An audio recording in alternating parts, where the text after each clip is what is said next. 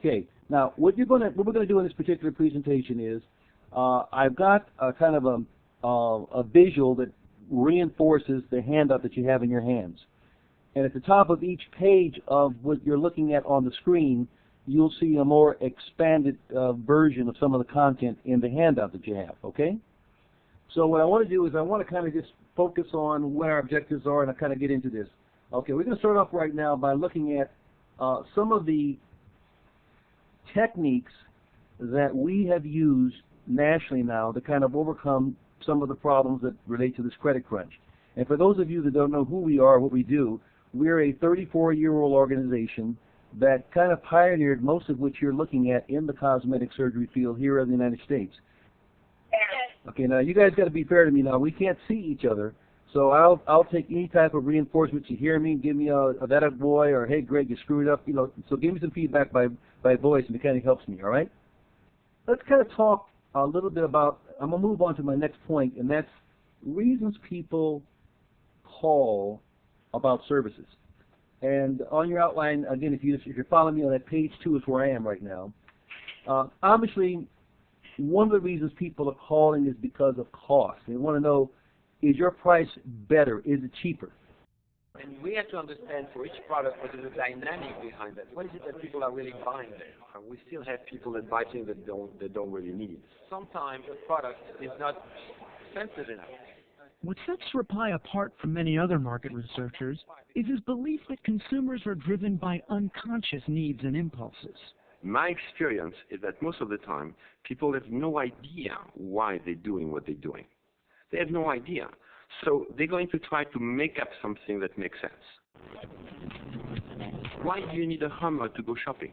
Well, you know, in case I need to go off-road. Well, you live in Manhattan. Well, you need a four-wheel drive in Manhattan. Well, you know, sometimes I go out and I go in. I mean, this is, you don't need to be a rocket scientist to understand that this is disconnected. This has nothing to do with what the real reason is for people to do what they do. People will use cost. They'll ask about price. But they really are just using that as a way of justifying in their minds why they want to talk about other things. Does that make sense to you? Does that make sense to you? Okay, so what I'm trying to say is, although people start off talking about money, it may not necessarily be the issue that's paramount in their mind. So you want to really be able to really delve and get into, well, what is the real reason you called? You know, what is it that you're interested in? You know, what made you make this particular phone call? And by the way, that's a very good question, by the way. Person starts talking about money right off the bat. You know, you need to kind of get back to them. Is this something you want to do? You only have one body, and you want to do it correctly? Well, you've called the right place. Curiosity is another reason people will call. They're curious. They've got a wedding coming up, or they have a school reunion coming up, or maybe they're going to take a trip or take a cruise. Jamie, do you have anything that struck you that either a question or an issue? Because I want to come into some tough questions you got here in a few moments. But anything about what I've said, does it make sense or needs to be clarified? No, it all makes sense. It's just the amount of time is shorthanded.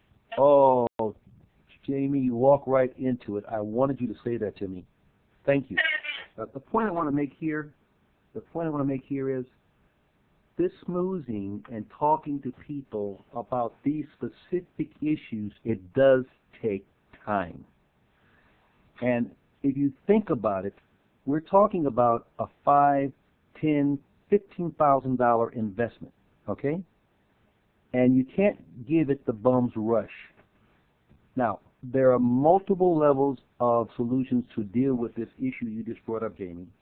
One, the entire staff has to be consultation makers.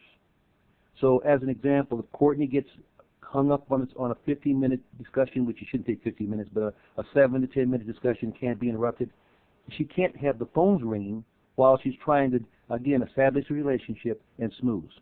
So everyone basically has to pitch in. That's level number one.